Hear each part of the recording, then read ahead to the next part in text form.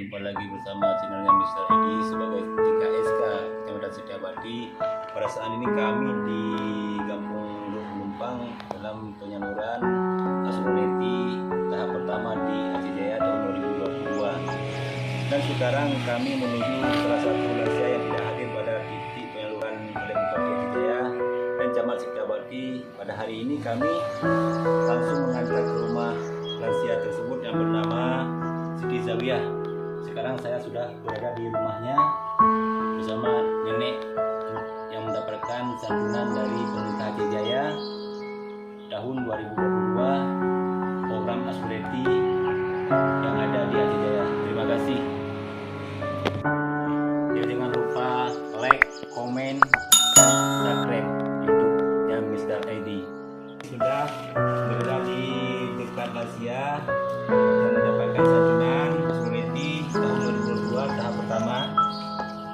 Ya, ini menangani nenek Mama Siti Zawiyah. Karena bulan ini 600.000 3 bulan. Semoga bermanfaat untuk nenek yang menerima santunan dari pemerintah Aceh Jaya. Terima kasih.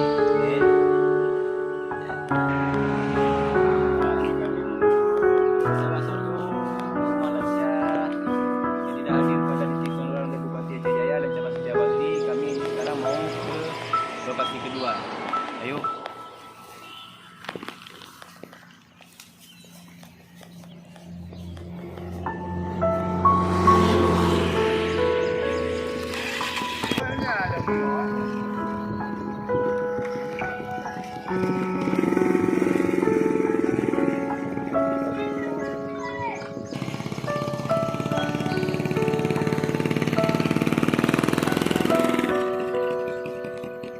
Assalamualaikum nih.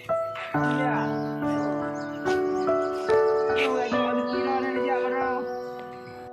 Di jalan tadi masih kuat ya berjalan olahraga pagi ya, kasih rezeki yang mendapatkan santunan dari pemerintah Aceh Jaya Asuransi tahap pertama ya.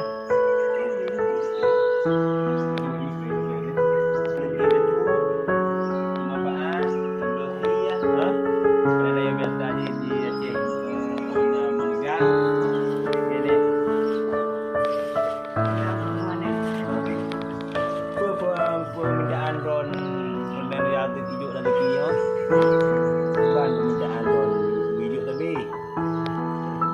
oh yuk tapi ni bupati dalam doa apa yang air deh. air kau jali